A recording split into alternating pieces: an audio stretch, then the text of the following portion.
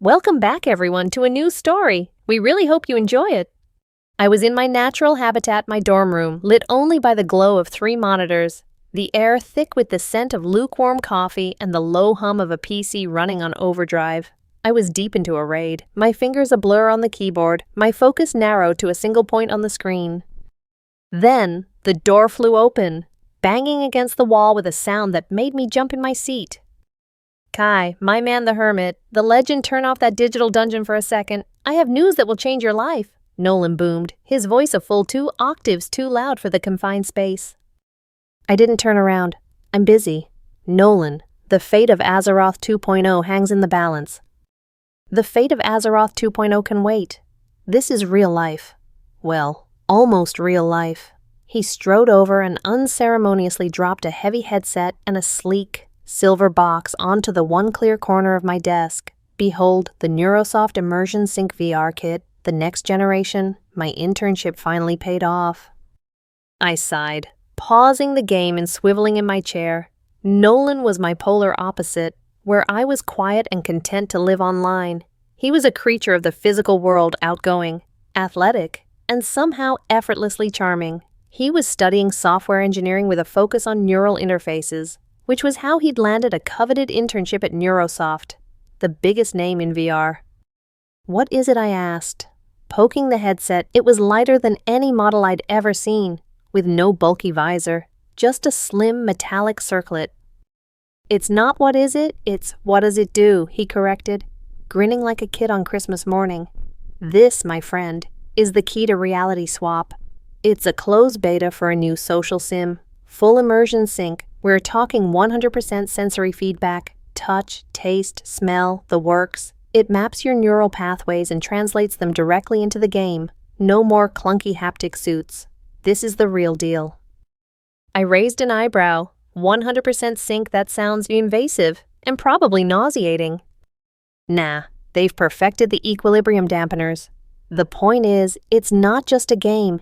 It's an experience. The premise is simple. You log in, and the system swaps your consciousness with another player. You get to live in their shoes for a session. It's a social experiment on empathy, or something. Corporate buzzwords, you know. But the tech is insane. I was skeptical, but a sliver of curiosity wedged its way through my cynicism. I lived my life through avatars, digital puppets I controlled from a distance. The idea of becoming one, even for a little while, was both terrifying and undeniably intriguing. Why me, I asked. Don't you have 100 other friends who'd jump at this? Because you're the perfect test subject, he said, clapping me on the shoulder. You spend more time online than in the real world. Who better to give feedback on blurring the line between the two? Besides, I need a partner for the initial sync test, and you're the only person I trust not to do anything weird. He winked. The session is scheduled for tomorrow. We go to the campus lab. They hook us up, and we dive in. It'll just be a few hours. What do you say? I looked around my room at the posters for fantasy worlds, the stacks of sci-fi novels, the glowing screens that were my windows to existences more interesting than my own. I was a professional escapist. This was just another escape. Wasn't it a more advanced one? Fine, I mumbled, but if I throw up in my own brain, I'm blaming you. Nolan's grin widened. Awesome, you won't regret this. The next day, we were in a sterile white lab on campus, run by a couple of Neurosoft technicians who looked barely older than us. They had me lie down on a comfortable reclining chair, the kind you'd find in a dentist's office from the future. Okay, Kai, one of the techs said, her voice calm and professional. We're going to place the sync circlet on your head. You'll feel a slight cooling sensation, then nothing at all. The system will guide you through the avatar selection process in a pre-sync environment. I glanced over at Nolan in the chair next to mine. He gave me a thumbs up. The circlet was placed on my head.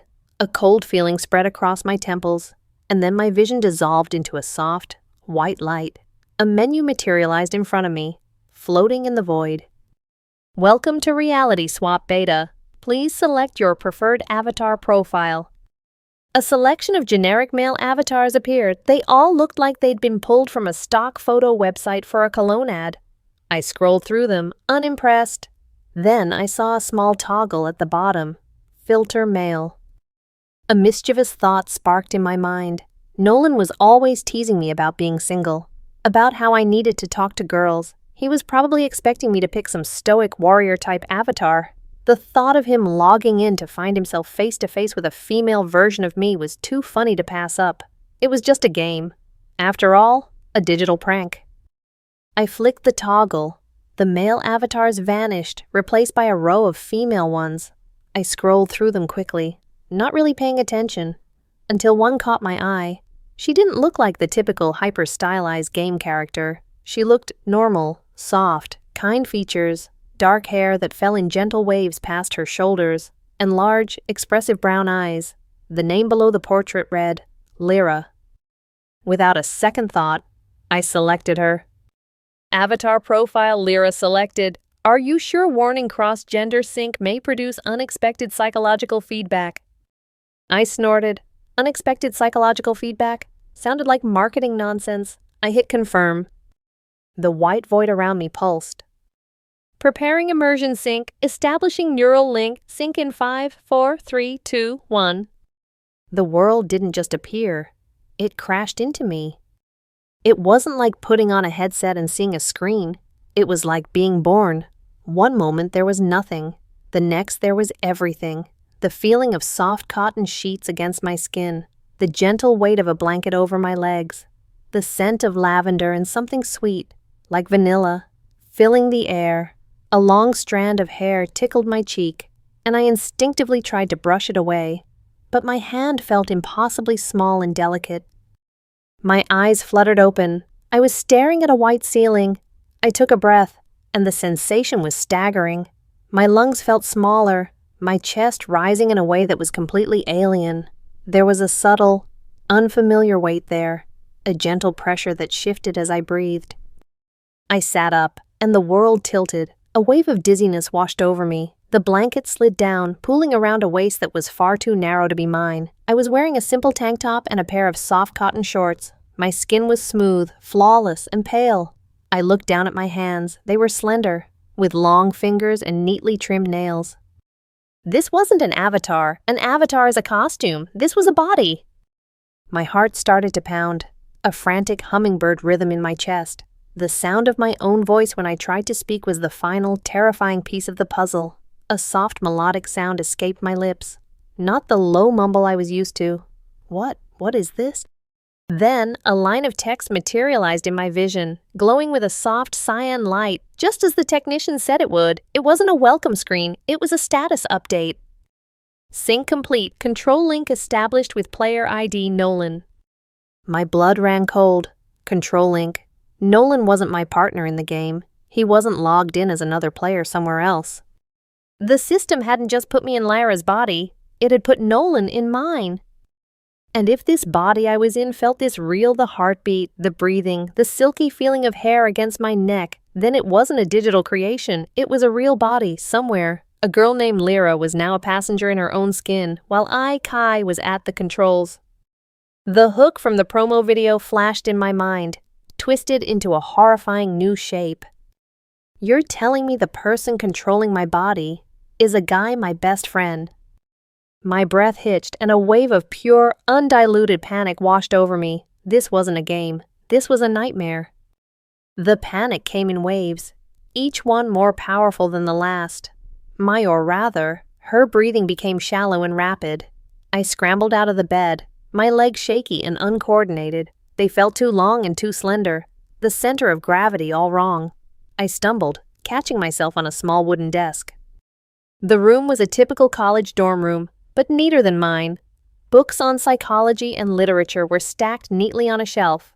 A laptop sat closed on the desk next to a potted succulent. Sunlight streamed through a large window, illuminating dust motes dancing in the air. It was all achingly, terrifyingly real. I had to get out. I had to find a log-out button, an escape hatch, something. I closed my eyes, searching for a mental menu, a command prompt. Anything. Nothing. There was only the sensation of my own frantic pulse and the smooth, cool surface of the desk under my fingertips. "Help," I whispered, and Lyra's soft voice answered, "Support, system command exit, end session." A calm, synthesized female voice echoed, not in the room but directly inside my head.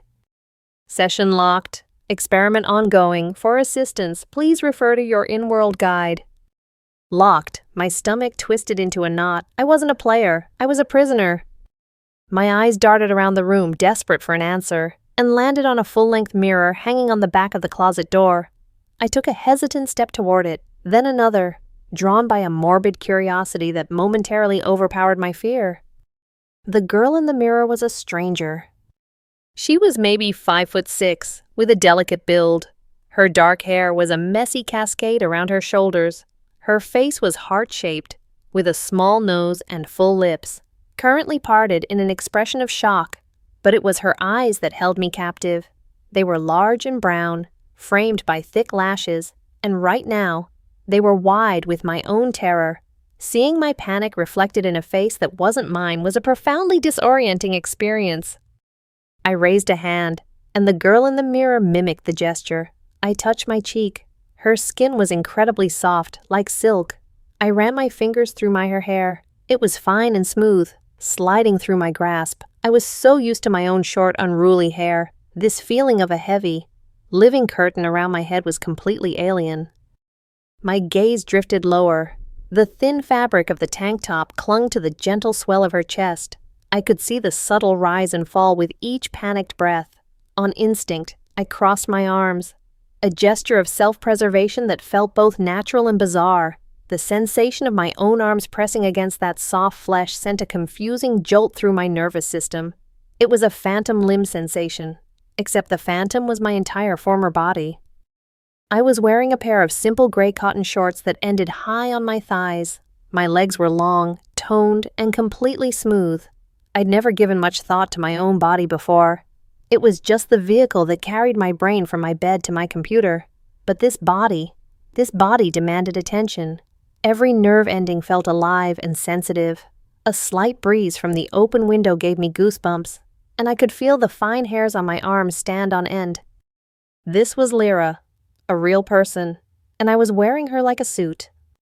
A knock on the door shattered my trance. "Lyra, you awake in there?"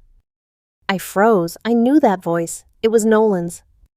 But it wasn't his real voice. It was deeper, smoother, the kind of voice an actor gets paid to have. The in-world guide. The AI had said, "Of course." "Go away," I squeaked, the voice coming out higher than I intended. The door opened anyway. Standing in the doorway was an avatar, but like Lyra's body, he looked unnervingly real. He was tall, with broad shoulders, tousled blonde hair, and a square jaw. He was the idealized, handsome hero I'd scrolled past on the avatar selection screen. He was Nolan, or at least, he was the digital puppet Nolan was controlling. "Whoa, easy there," he said, a charming, easygoing smile on his face. "You look like you've seen a ghost." I pointed a trembling finger at him. "You did this? What the hell is going on, Nolan? This isn't a game. This body, it's real." His smile faltered, replaced by a flicker of confusion, then dawning realization. "Wait, Kai, is that you? I thought I was linked with some girl named Lyra." "I am in Lyra's body." "You idiot," I yelled, my voice cracking with hysteria. "I picked her as a joke. I didn't know it was a body-snatching machine. Where is my body? What have you done with it?" Nolan held up his hands placatingly, stepping into the room. Okay, calm down. Your body is fine. It's back in the lab, lying in the chair right next to this one. We're both just controlling them remotely. It's just wires and neural signals. Man, like a really advanced drone." "A drone?" I gestured wildly at myself. "Does a drone feel like this? Does a drone have a heartbeat that feels like it's going to explode out of its chest? I can feel everything." Nolan, everything. He took a step closer, his expression softening with something that looked like pity. "I know it's a lot to take in. The sync is more powerful than they advertised. But you have to breathe. Kai, just breathe." He reached out, probably intending to put a hand on my shoulder to comfort me, but in my panicked state, I stumbled backward, tripping over my own unfamiliar feet. I flailed, and he lunged forward to catch me. His hand wrapped around my arm. The contact was like an electric shock. It wasn't the blunt, disconnected feeling of a haptic glove. It was the warmth of his fingers, the firm pressure against my skin, a current of energy that shot straight up my arm and exploded in my chest. My breath hitched. My entire body went rigid. Goosebumps erupted across my skin, a purely involuntary physiological reaction. It was the most intense physical sensation I had ever felt. I ripped my arm away as if I'd been burned, scrambling back until my back hit the wall. I slid down to the floor, wrapping my arms around my knees, trying to make myself as small as possible. Nolan stared at his hand, then at me, his eyes wide with surprise. "Whoa," he whispered. You felt that, didn't you, like, for real?" I couldn't answer. I just stared at him, my mind a maelstrom of fear, violation, and a terrifying, bewildering new emotion I couldn't even name. The line between Kai and Lyra, between my mind and this body, had just been irrevocably blurred, and the person holding the eraser was my best friend. The next few hours or days, it was impossible to tell, were a blur of confusion and forced adaptation. Nolan, in his role as my guide, explained the situation with a detached calm that only infuriated me more. "The experiment's duration is set for 1 real-world day," he explained, keeping a safe distance. "But there's a time dilation effect in the simulation. For every hour that passes out there, 24 hours pass in here, so we're looking at about a month. Game time." "A month," I shrieked, my voice echoing in the small room. "I can't stay like this for a month. I'll go insane." "It's a psychological endurance test," he said, reciting what was clearly a company line. "They want to see how subjects adapt to new identities over a prolonged period. The AI monitors our vitals and mental states. If things get critical, they'll pull us out." He tried for a reassuring smile. "Look, let's just try to make the best of it. It's like the ultimate RPG, rightful immersion." His attempts to frame this as a game felt like a slap in the face. This wasn't an RPG. I hadn't chosen this quest. My protests were useless. The AI was implacable. The session was locked. My only choice was to endure. The simulation, it turned out, was a meticulously crafted virtual university campus. We were students. The AI, which Nolan called the system, began issuing directives to maintain the integrity of the experiment. The first one appeared as a calm, floating notification in my vision. "Daily objective: maintain baseline femininity protocols to ensure psychological stability. Please select an appropriate outfit for the day's activities." A section of my closet door glowed. I opened it and my jaw dropped. It was filled with clothes I couldn't even begin to comprehend. Skirts of all lengths and colors, blouses made of silk and lace, dresses, sweaters, and an entire universe of shoes, most of which had some form of heel. "You have got to be kidding me," I muttered. "Just pick something," Nolan called from the hallway. "We have to go to the campus orientation." Reluctantly, I started to browse. My fingers brushed against different fabrics. And again, the sensitivity of this body was overwhelming. The rough texture of denim, the slippery coolness of satin, the soft fuzz of a cashmere sweater. It was a sensory overload. I had spent my entire life in jeans and hoodies, clothes chosen for comfort and invisibility. These clothes were statements. They were designed to be seen, to be felt. My eyes landed on an outfit hanging on a hook, almost as if it had been pre-selected. It was a short black pleated skirt, a simple white crop top, and a pair of white sneakers with thick soles that gave them a slight platform. It looked manageable, less intimidating than the dresses and heels, and it came with a pair of black stockings that went all the way up to the mid-thigh. The process of getting dressed was a humbling, mortifying ordeal. The bra was a complex piece of engineering I fumbled with for 10 minutes, my fingers feeling clumsy and useless when I finally managed to hook it. The feeling was weird, a constant, snug pressure, a reminder of the body I was in. The crop top left a sliver of my midriff exposed, and I felt a blush creep up my neck. But the stockings were the strangest part. I sat on the edge of the bed and rolled one on. The smooth, elastic fabric slid up my leg, a cool, compressive sensation that was surprisingly pleasant. It clung to my skin, creating a stark, visual line between the pale flesh of my upper thigh and the sheer black covering the rest of my leg. When I stood up, The skirt swished around me, a light, airy feeling I'd never experienced. The slight breeze from the window now felt like a cool caress against the exposed skin of my thighs. I felt incredibly, ridiculously exposed. When I finally emerged from the room, Nolan was leaning against the opposite wall. He looked me up and down, and his composed guide persona cracked for a moment. A genuine, surprised whistle escaped his lips. "Wow, Lyra, you clean up nice?"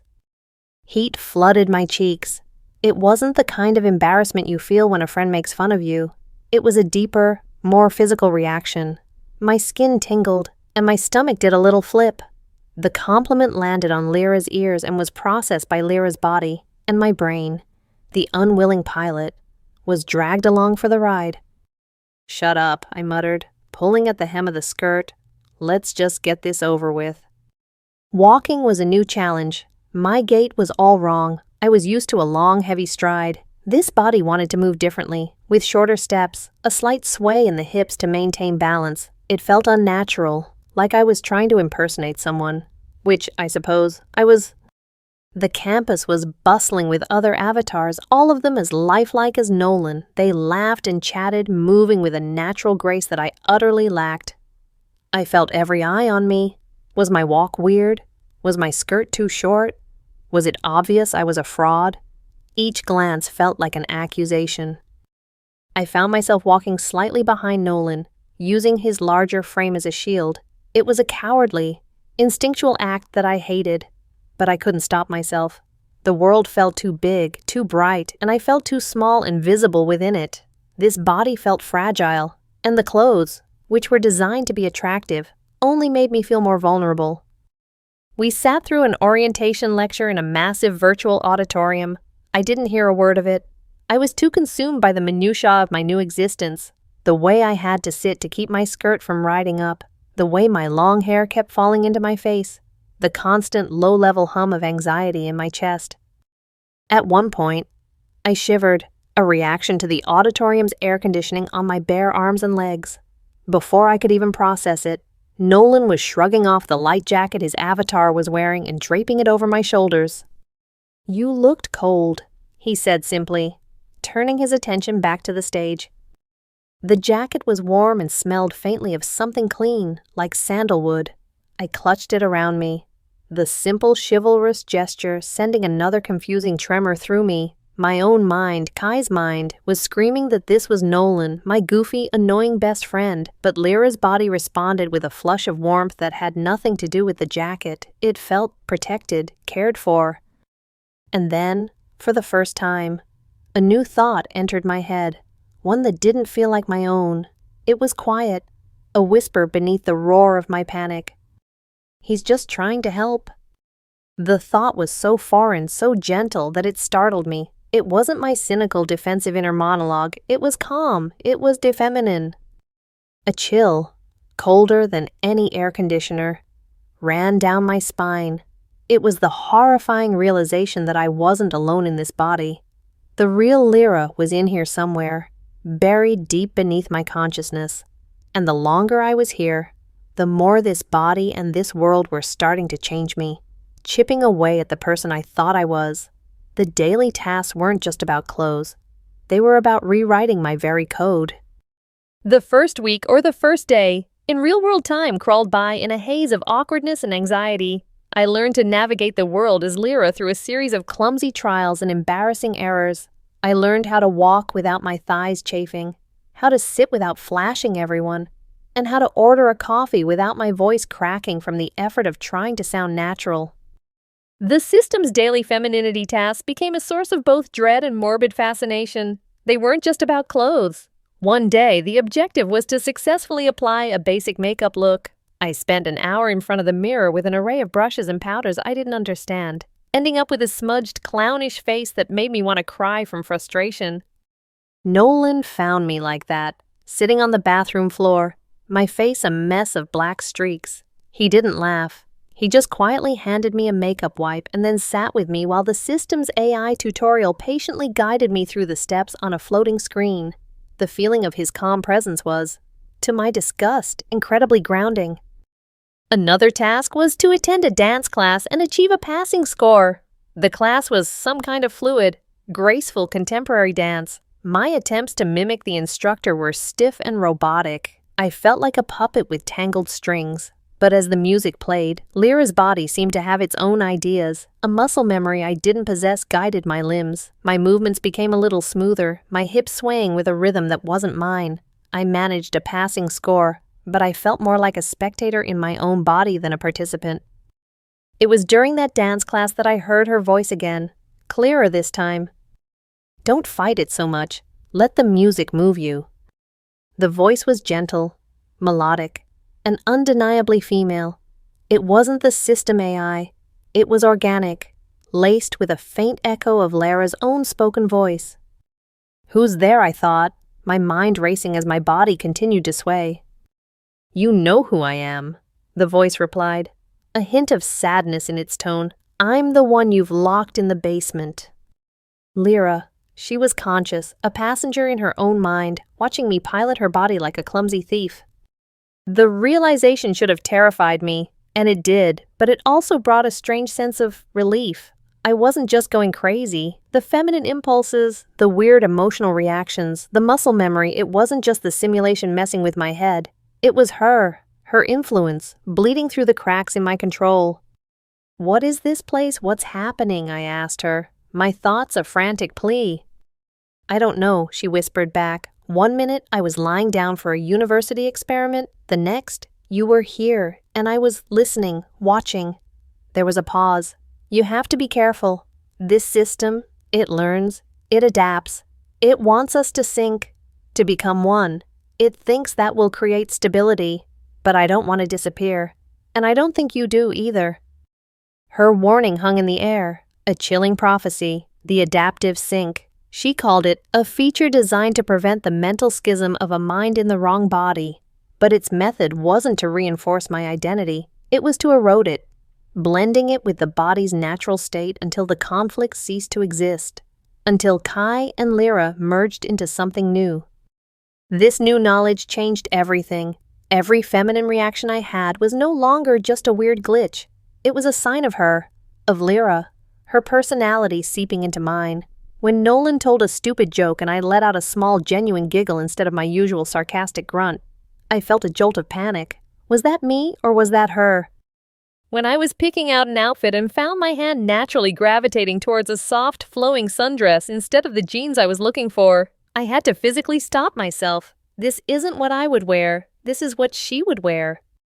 The conflict was constant, a quiet war being waged in the battlefield of my mind.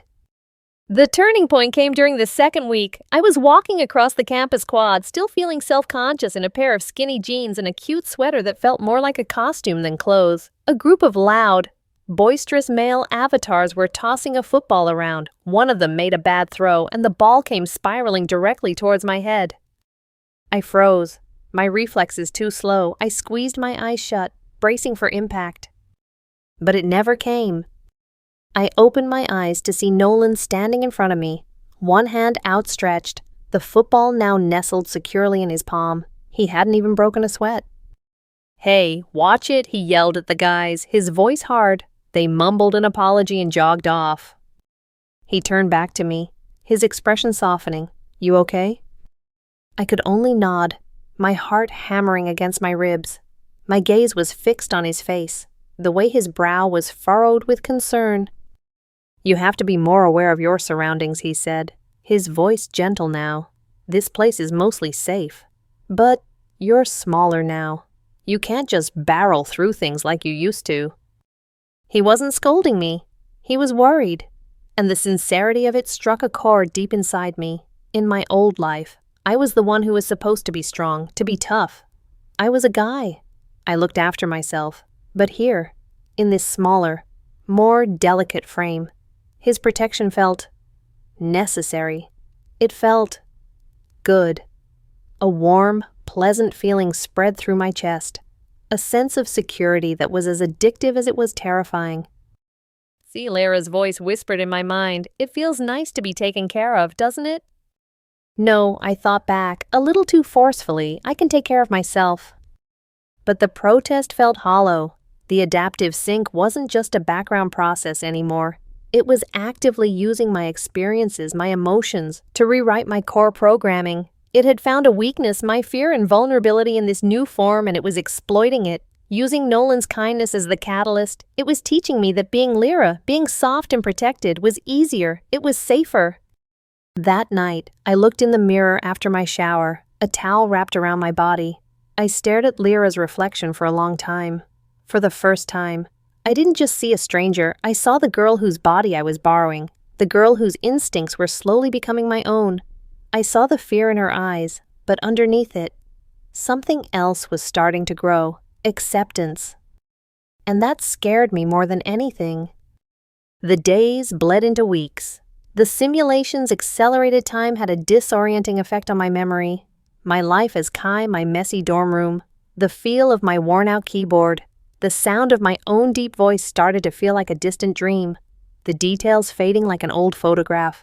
The world of reality swap, with its perpetually sunny skies and manicured lawns, was becoming my reality.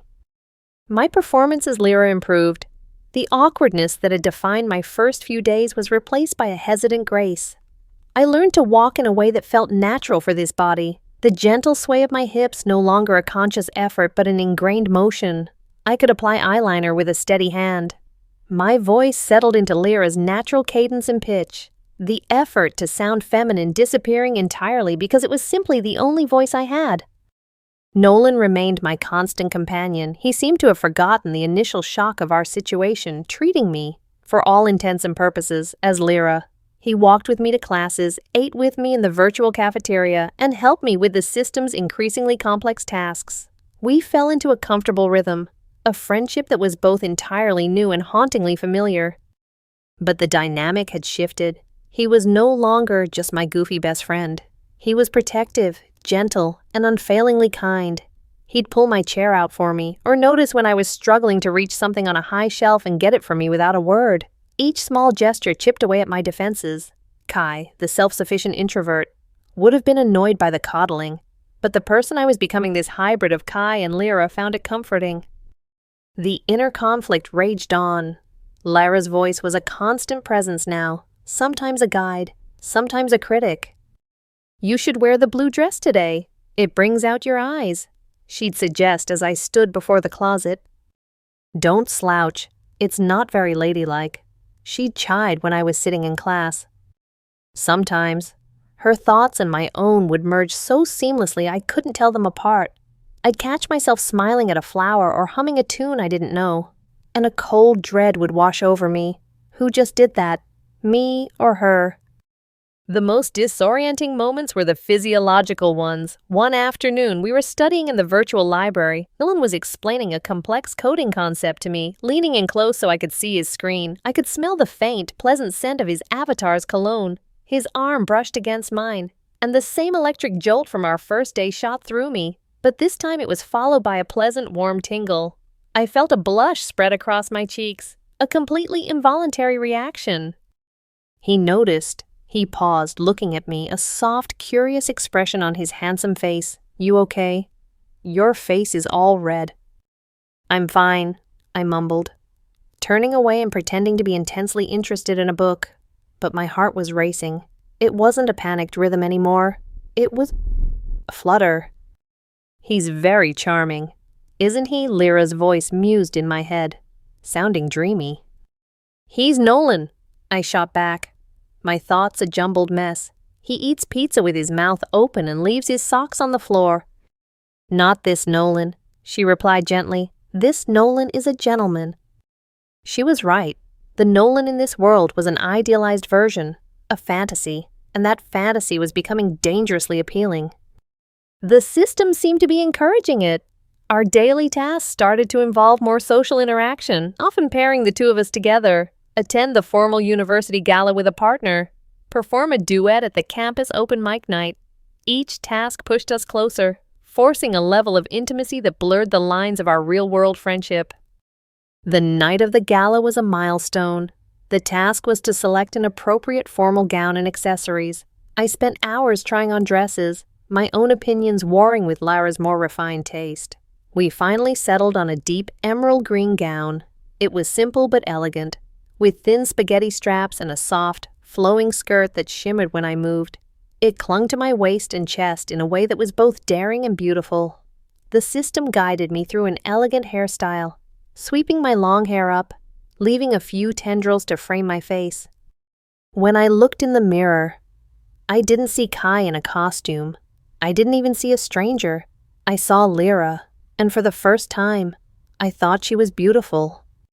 Nolan was waiting for me at the bottom of the dorm stairs. His avatar was dressed in a sharp black tuxedo. He looked like he'd stepped out of a movie when he saw me. His jaw literally dropped. He was speechless for a moment, his eyes scanning me from head to toe. Lyra, he stammered. You look incredible, absolutely stunning. The compliment landed with the force of a physical blow. The warmth that flooded my body was overwhelming. It wasn't just in my cheeks. It was a deep, radiant heat that spread through my entire chest. My hands felt clammy. Thank you, Lyra's voice whispered, and my lips moved to form the words, You don't look so bad yourself. The voice that came out was light and flirtatious, a tone I had never used in my life. I felt a surge of panic, as if I'd been possessed, but the feeling was quickly subsumed by the pleasant glow of his admiration. He offered me his arm. After a moment's hesitation, I took it. His arm was solid and warm under my hand. As we walked toward the grand hall where the gala was being held, I leaned into him just a little, the gesture feeling frighteningly natural. The lines weren't just blurring anymore. They were dissolving. The third month in the simulation, a mere 12 hours in the real world, was when things truly began to unravel. The memories of my old life were now like fragments of a story I'd read long ago. I knew, academically, that I was a 21-year-old guy named Kai. I knew I had a messy room and a powerful gaming PC, but I couldn't conjure the feeling of it anymore. I couldn't remember the specific texture of my favorite hoodie. I couldn't recall the sound of my father's voice on the phone. When I tried to picture my own face, all I could see in my mind's eye was Lyra's, her soft features, her dark eyes, her gentle smile. My own reflection had become a ghost. The war in my head had quieted down. It wasn't a battle anymore. It was a negotiation, a slow, inexorable merger.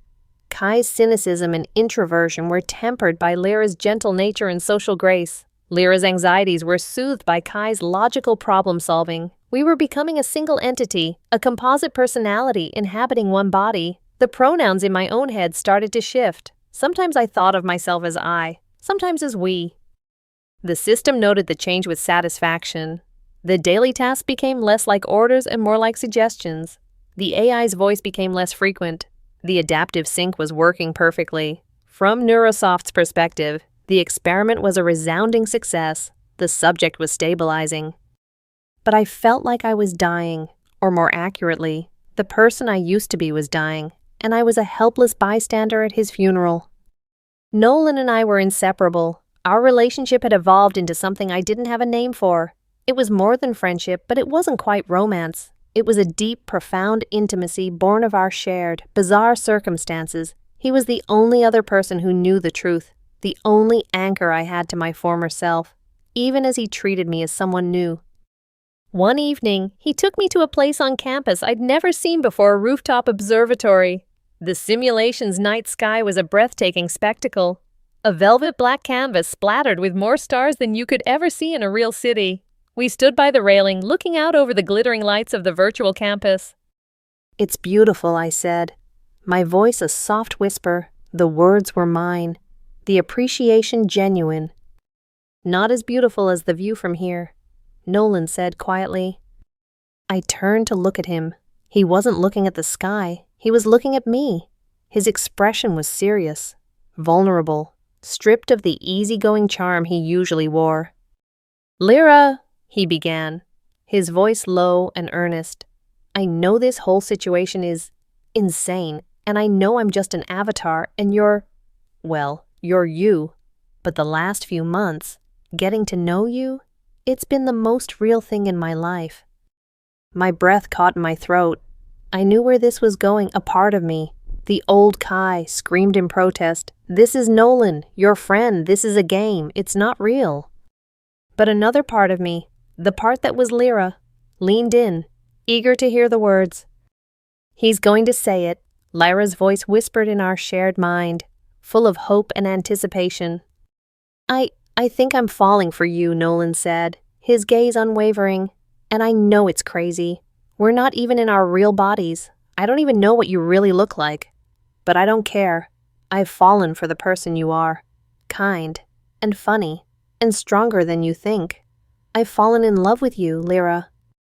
The words hung in the cool night air, my mind fractured. Panic, pure, unadulterated panic from the last vestiges of Kai. This was the ultimate line, the point of no return. Accepting this meant accepting this identity, this body, this life. It meant letting Kai die completely. Hope, a radiant, overwhelming hope from Lyra. This was what she wanted, to be seen, to be loved. He wasn't talking to the intruder in her body, he was talking to her. And in the middle was me, the hybrid, torn apart by the conflicting emotions. Tears pricked at the corners of my eyes. I didn't know who they were for.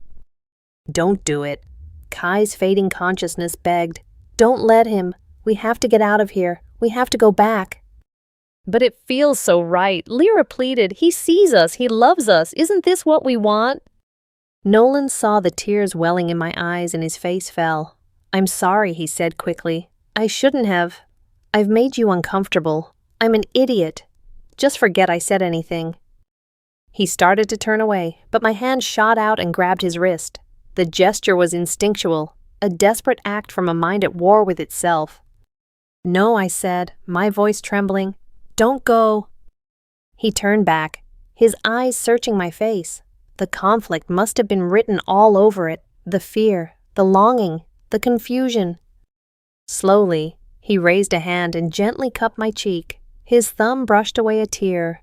The touch was feather light, but it sent a shockwave through my system. "What are you thinking?" he asked softly.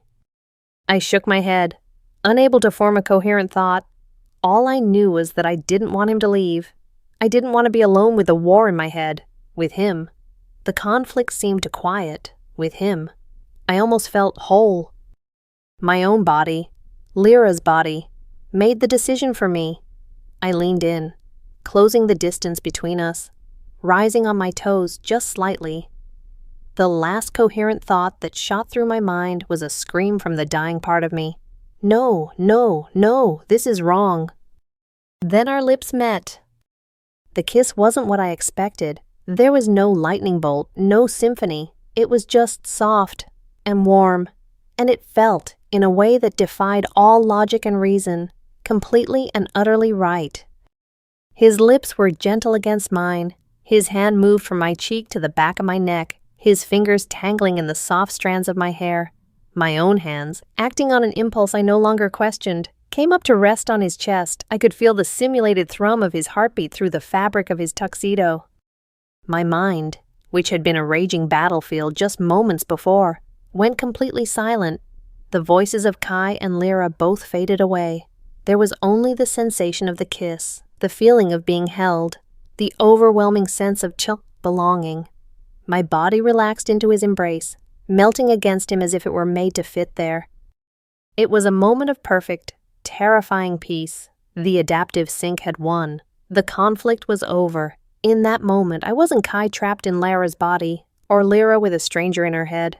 I was just, me, a new person, born of the fusion of two others, in love with the man standing in front of me. This was my reality now, and it was beautiful. But then he pulled back. He broke the kiss gently, resting his forehead against mine. He was smiling, a look of pure, unadulterated happiness on his face. "Lyra," he breathed, his voice thick with emotion. And just like that, the spell was broken. The name Lyra was a key, unlocking the prison I had built around my old self. The quiet battlefield in my mind erupted once more, but this time it wasn't a war. It was a funeral. A tidal wave of grief crashed over me, so powerful it buckled my knees. It was the grief for Kai, for the man I had been, for the life I had lost, for the face I could no longer remember, for the body that was right now at this very second, being controlled by the man I had just kissed, a mindless puppet in a lab chair.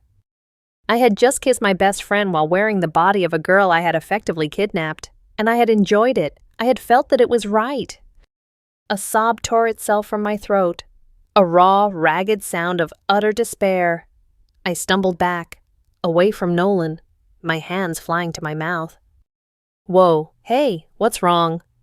Nolan's smile vanished, replaced by alarm. Did I do something wrong? I'm so sorry. I couldn't speak. I just shook my head, the tears coming in a hot, unstoppable flood. They streamed down my cheeks, blurring the perfect, starry sky into a mess of glittering lights. This wasn't happiness, this was erasure. The peace I had felt wasn't acceptance, it was surrender. The system hadn't just made me adapt, it had devoured me. It had taken my identity, my memories, my very sense of self, and fed them to this new persona, this Boss Lyra 2.0. Nolan reached for me, but I flinched away. Don't touch me, I cried, my voice a broken wreck. Lyra, please talk to me, he begged, his face a mask of confusion and hurt. That's not my name, I screamed, the words ripping from my soul. My name is Kai. It felt like a lie. The name felt foreign on my tongue, the assertion hollow. I barely knew who Kai was anymore. He was a ghost, a whisper, and I had just helped to bury him. I sank to the ground, pulling my knees to my chest, the beautiful emerald gown bunching up around me. I cried. I cried for the man I'd lost, for the girl whose body I'd stolen, and for the confused, heartbroken boy in front of me who had fallen in love with a ghost. The breakdown was total and absolute. I was a fractured consciousness, a broken identity, lost in a perfect prison of Neurosoft's making. And as I wept, I felt a faint, sad whisper from Lyra, the last gasp of our strange connection. I'm sorry, she seemed to say. I didn't want this either. Then, everything went red. A massive crimson warning icon filled my vision, blinking with aggressive urgency. System alert, catastrophic psychological divergence detected, subject vital signs, unstable emergency session termination protocol initiated. The world around me began to dissolve. The starry sky fractured like broken glass. The observatory rooftop flickered and vanished, replaced by streaks of digital code. Nolan's face, etched with panic, dematerialized before my eyes. A voice, the real, human voice of one of the technicians, echoed in my head, tinny and distant. We're losing him. The feedback loop is critical. Pull them out. Pull them out now. A violent, tearing sensation ripped through me, as if my consciousness was being forcibly extracted from Lyra's body. It was a pain beyond physical description. Then darkness. And silence. Waking up was like surfacing from the deepest ocean. There was a crushing pressure in my head, a profound disorientation that left me feeling nauseous and weak. The first thing I registered was the smell, not the vanilla and lavender of Lyra's room, but the sharp, sterile scent of antiseptic. The second thing was the weight. My body felt immensely heavy, clumsy, and foreign. My limbs were thick and unwieldy. I tried to lift a hand, and it felt like moving a slab of concrete. When I finally got it into my field of vision, I stared at it. It was a man's hand, large, with calloused fingers and short, clipped nails. My hand. I was back. I was lying on my back, staring at a white ceiling tiled with acoustic panels. A steady rhythmic beeping came from somewhere to my left. I turned my head, the movement stiff and slow. I was in a medical bay. Nolan was in the bed next to mine, still unconscious, with a Neurosoft technician checking his vitals. Another tech, the woman from the day before, rushed to my side. Kai, can you hear me? My name is Dr. Aris. You're at the Neurosoft research facility. You were part of a simulation that had to be terminated. Do you remember? I tried to answer, but my throat was dry, my tongue thick and useless. I managed a weak, croaking nod. Good, she said, a relieved sigh escaping her lips. Your vitals are stabilizing. You experienced a severe dissociative episode. We had to flush your system with neural inhibitors to force the disconnect. She helped me sit up. I was wearing a standard issue medical gown. The rough cotton fabric felt like sandpaper against my skin. Every sensation was wrong. The air was too cold. The light was too harsh. My own body was an ill-fitting suit. I felt a phantom sensation of long hair on my shoulders, the snug pressure of a bra that wasn't there. "Water," I rasped, my voice a low, gravelly sound that vibrated strangely in my chest. It felt completely alien. Dr. Aris handed me a cup, and I drank greedily. After a moment, I found my voice. Where is she?" Dr. Aris looked at me, her expression a mixture of clinical concern and pity. "The other participant, her name is Lyra. She's in the adjacent recovery room. Her vitals are stable. She appears to be unharmed." A wave of relief so profound it almost made me dizzy washed over me. She was okay. I need to see a mirror," I said. The words urgent. I had to see for myself. I had to confirm that I was back. The Kai was real. Dr. Aris hesitated for a moment, then nodded to an orderly, who helped me out of the bed. My legs were shaky, but they held my weight. They led me to a small, private restroom. I stood before the sink, my heart pounding a frantic, syncopated rhythm. I braced myself, my knuckles white on the edge of the counter, and looked up. Kai stared back at me. My face was pale and drawn. There were dark circles under my eyes. My hair was a short, messy tangle. It was the face I had been trying, and failing, to remember for what felt like an eternity. I was me. It was over. But something was wrong. I leaned closer, my eyes fixed on the reflection. The face was mine, the bone structure, the jawline, the nose. But the eyes were not my own. My eyes had been a simple dark brown. These eyes were different. They were large, expressive, a warm shade of brown flecked with gold. They were soft and soulful. They were Lyra's eyes. I opened my mouth to speak, to say my own name, to reclaim myself. "Kai," I said. The voice that came out was not the low, gravelly rasp from before. It was smoother, softer. It was a tenor. Where mine had been a baritone, it was a strange, impossible fusion of my voice and hers, a melodic sound that was neither masculine nor feminine, but something in between. I stared at the reflection, at the familiar face with the unfamiliar eyes, and listened to the echo of the alien voice that had come from my own throat. The panic I expected to feel never came. The horror, the rejection. It wasn't there. Instead, I felt a strange, quiet calm settle over me. The war was over. The fragments had been put back together, but they had formed a new picture. I had lost Kai, but I hadn't become Lyra. I was something else, something undefined. A small, sad smile touched my lips. Lyra's lips, Kai's lips. It didn't matter. "Perhaps," I whispered, my new voice soft in the quiet room. "It's okay." I turned and walked out of the restroom, leaving the ghost of Kai behind. Dr. Aris looked at me, her mouth slightly agape, clearly taken aback by the change in my voice and demeanor. On a monitor behind her, I saw the output from the EEG that was still connected to my temples. A line of text glowed under my patient ID. "Think status permanent, user identity undefined." The journey was over. I had logged out of the game, but I had never really come home, and maybe, just maybe, I never would.